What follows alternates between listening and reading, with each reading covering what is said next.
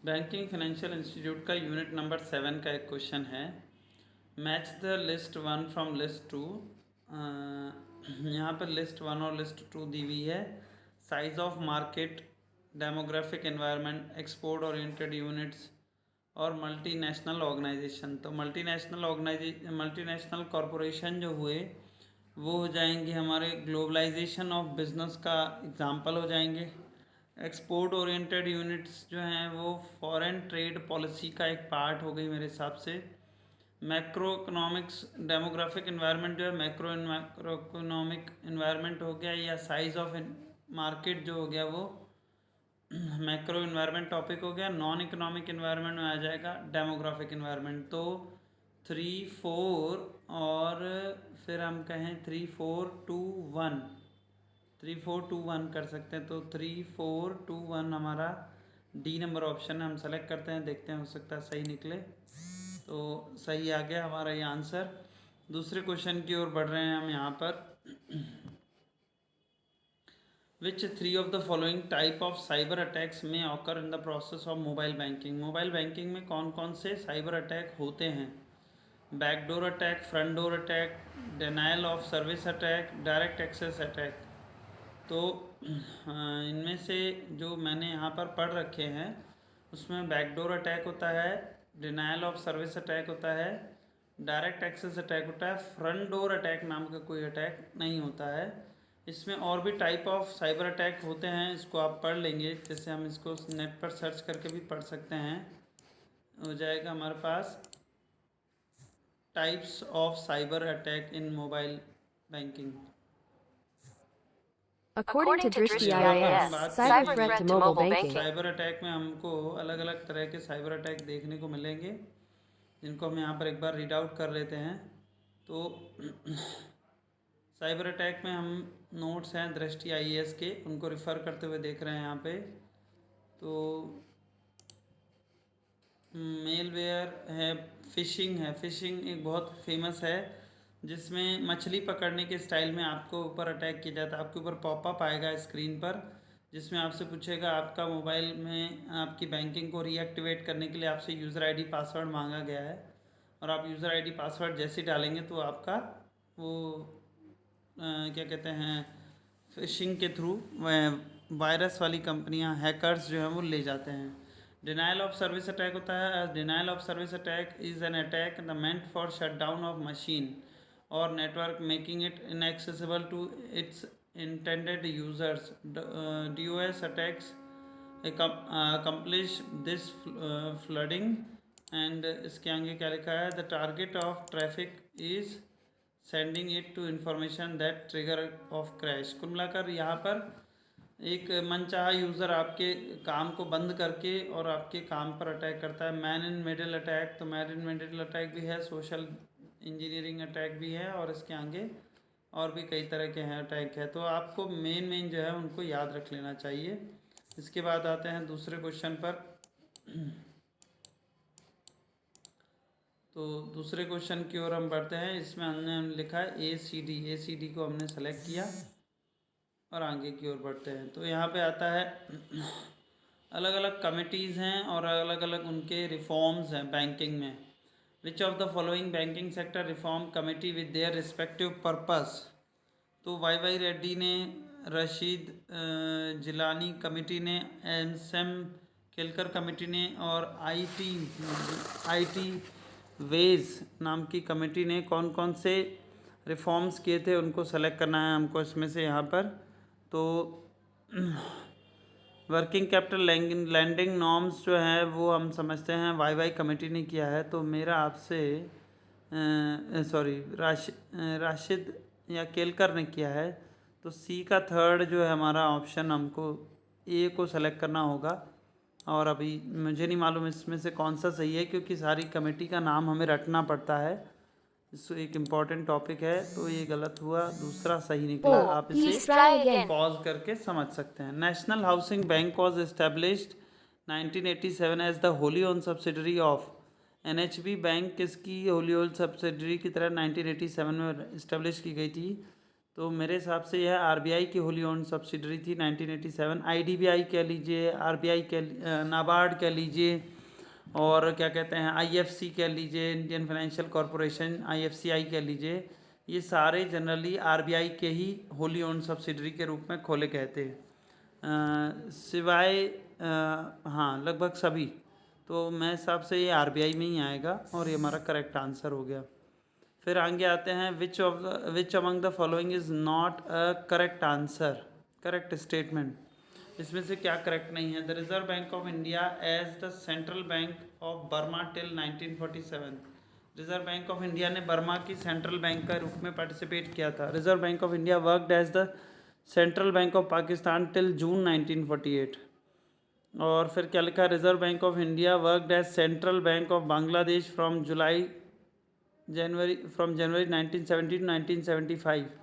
The Reserve Bank of India commenced the operation on April 1st 1935। तो इसमें क्या बताना है? Not correct. तो नॉट करेक्ट में मेरे हिसाब से जो है पाकिस्तान टिल 1948, और यहाँ पे मेरे हिसाब से इसका आंसर शायद सी है। तो सेलेक्ट करते हैं सी, सही है इसका आंसर। जो बांग्लादेश ने सेंट्रल बैंक की तरह पार्टिसिपेट किया था बांग्लादेश में आरबीआई ने, वो गलत है, इसका आंसर वो सही नहीं है।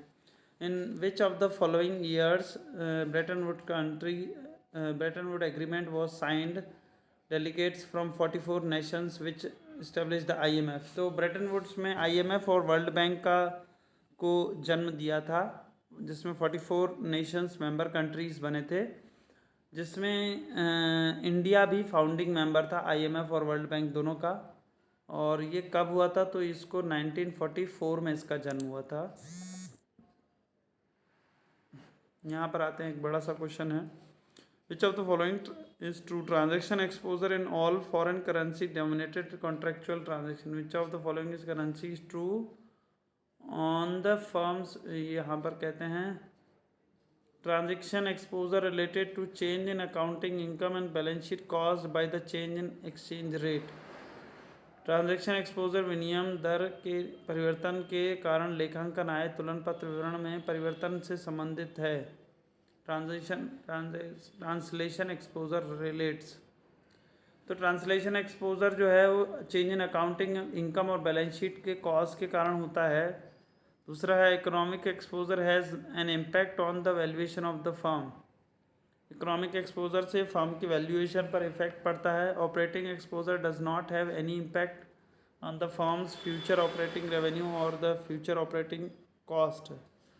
ऑपरेटिंग एक्सपोजर का तो इसमें बताना क्या है, which of is the true? तो डी तो गलत है। Impact exposure, economic exposure has an impact on the value of the firm, ये ट्रू है। बाकी का मुझे अभी तो नहीं बता सकते। सी भी ट्रू है।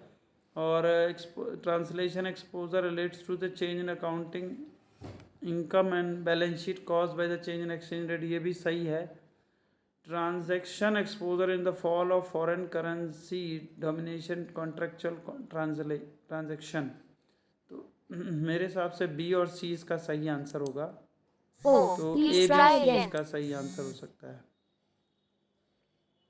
देखिए हम यहाँ पर एक प्रैक्टिस कर रहे हैं और प्रीवियस ईयर क्वेश्चन को प्रैक्टिस करके ही हम उसको समझ कर याद करके और फिर एक तरह से फाइट करने में बड़ी सफलता हासिल कर सकते हैं।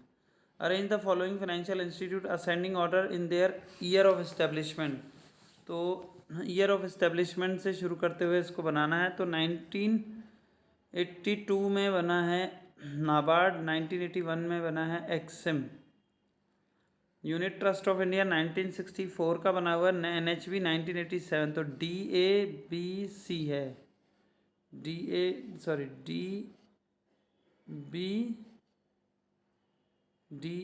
B C, C B C जो है वो एक साथ हैं। तो चाहिए EXIM export import export bank of India, B और सी और B, D C B A. तो ए तो पहले आना चाहिए बट ठीक है, डी सी बी ए को सेलेक्ट करते हैं। गलत निकला। तो डी, एक मिनट, फिर D B A C, Oh, please try again. यहाँ पे मिस्टेक है D. Oh, please try again.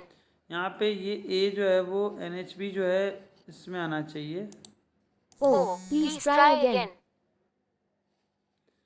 Chelapati Rao committee was restructuring of the Chelapati Rao committee जो थी, मुझे लगता है रीजनल रूरल बैंक रिफॉर्म के लिए बने थे, तो इसको हमने सेलेक्ट कर लिया है जो करेक्ट आंसर है। The IRDA insurance regulatory development authority act 1999 which was the following predecessor of the IRDA किसकी जगह पर बनाया गया था?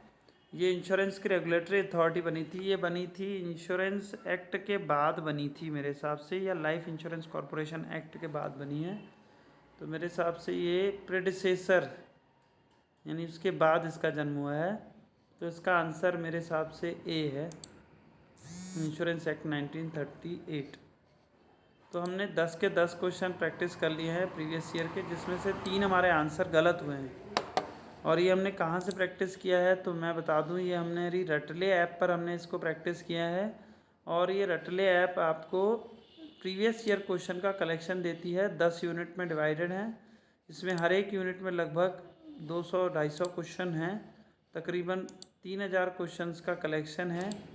किसी यूनिट में 300 है, किसी यूनिट में 200 है, 350 यूनिट या मैनेजमेंट में है, तो लगभग 3000 क्वेश्चन का कलेक्शन है जो केवल प्रीवियस ईयर क्वेश्चन पर बेस्ड है। मज़ेदार बात है कि आप अपने सारे आंसर्स का रिकॉर्ड चेक कर सकते हैं। आप यहाँ पर पहला वाला सही किया, दूसरा गलत किया, तीसरा सही किया, चौथा सही और गलत किया, या 2 गलत किए 2 बार, तो उसको आप पढ़ पढ़ के दोबारा करें और उसको आप एक बार उसको अपना कंठस्थ करने के लिए सारे क्वेश्चन ऑन ऑफ करके केवल उन्हीं क्वेश्चन की प्रैक्टिस कर सकते हैं जो आपसे नहीं बने, और उन्हें दोबारा पूछकर लगा सकते हैं। क्लियर है? तो ये हमने प्रैक्टिस की थी किसकी, हमने बिजनेस इकोनॉमिक्स की प्रैक्टिस की थी यहाँ पर, और इसमें हमारे कितने क्वेश्चन सही गए थे, एक मिनट, बिजनेस इकोनॉमिक्स की ना करके हमने प्रैक्टिस की थी, इसमें आपको बताया बैंकिंग एंड बिजनेस रिफॉर्म की करी थी, फाइनेंशियल इंस्टीट्यूट की करी थी, और हमने इसमें पहला सही किया था और दूसरा गलत किया, तीसरा सही, चौथा सही, पांचवा गलत, छठवां गलत और सातवां सही, आठवां सही, और इस तरह से हमने इसमें 10 क्वेश्चन प्रैक्टिस किए, 2 गलत किए हैं, और जो 2 गलत किए हैं उनको हम दोबारा प्रैक्टिस करके सॉल्व कर सकते हैं। ठीक है, तो जैसे हमने सारे क्वेश्चन ऑफ किए और अब हम केवल उस क्वेश्चन को प्रैक्टिस करना चाहते हैं जो हमारा गलत हो गया, तो उसको भी हम प्रैक्टिस कर सकते हैं। किसके थ्रू? ऑन किया और हमने यहाँ पर प्ले दबा दिया, और यहाँ पर प्ले करते ही हमारे पास वही क्वेश्चन आ जाएगा जिसका आंसर था ABC, और ABC हमारा डी में हो गया, और हमने इसको सही कर दिया, जिसमें 3 स्टेटमेंट शुरू वाले सही थे, और उसको हमने यहाँ पर सेव कर लिया। और इसको अपनी समझ पैदा करने के लिए हम दोबारा भी चाहें तो देख सकते हैं कि transaction exposure in all foreign currency denomination contractual transaction, जो लेन देन एक्सपोजर सभी विदेशी मुद्राओं में मूल्यांकित संविदागत लेन देन में अंतर्निहित होता है। लेन देन एक्सपोजर यानी ट्रांजैक्शन एक्सपोजर है जो फॉरेन करेंसी में डिनोमिनेशन कॉन्ट्रैक्ट, फॉरेन करेंसी के डिनोमिनेशन से जो भी कॉन्ट्रैक्ट किए जाते हैं उनसे संबंधित होता है। Translation exposure relates to the change in accounting income and balance sheet caused by the change in exchange rate, तो करेंसी के एक्सचेंज रेट के कारण, चेंज इन एक्सचेंज रेट के कारण हमारे जो बैलेंस शीट और इनकम में जो चेंजेस आते हैं उसको ट्रांसलेशन एक्सपोजर बोला जाता है। Economic exposure has an impact on the valuation of the firm, economic exposure से हमारी फर्म की वैल्यूएशन में इम्पैक्ट पड़ता है।